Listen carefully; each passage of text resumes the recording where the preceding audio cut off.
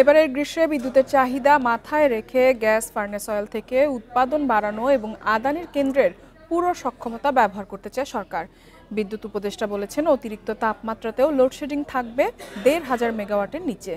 যদিও বিশেষজ্ঞরা বলছেন, বকেয়া বিল, জ্বালানি সংকট সহ নানামুখী চাপে বিদ্যুৎ বিভাগ তাদের শঙ্কা লোডশেডিং ছাড়াতে পারে ৩০০০ মেগাওয়াট।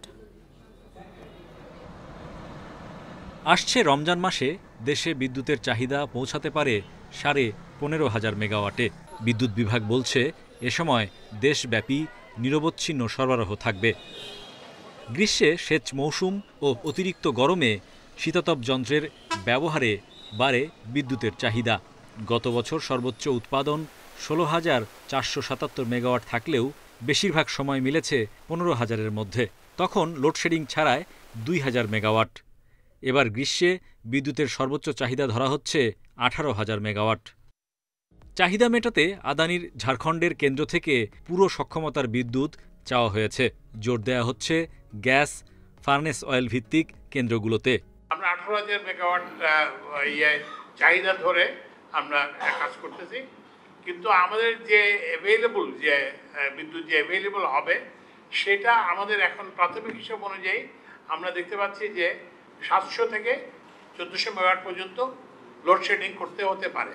বাড়তি আমরা করছি যে ৪টা এলএনজি কার্গো ইম্পোর্ট।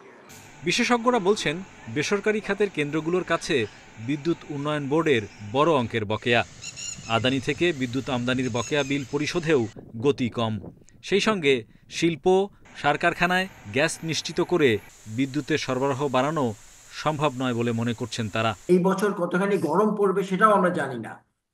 তো সবকিছু যদি আমাদের বিপক্ষে যায় এগুলা, তাহলে ডিমান্ড যা হবে, তাহলে আমি মনে করি তাদের সাংঘাতিক কষ্ট হবে ওই ডিমান্ডটা মিট করতে।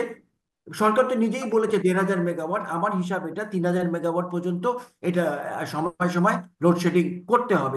লোডশেডিং এড়াতে গ্রীষ্মে বিদ্যুতের চাহিদা কমাতে শীতাতপ যন্ত্র ব্যবহারে গ্রাহকদের দায়িত্বশীল হওয়ার তাগিদ দিচ্ছে বিদ্যুৎ বিভাগ। Hari Saha, independent news, Dhaka.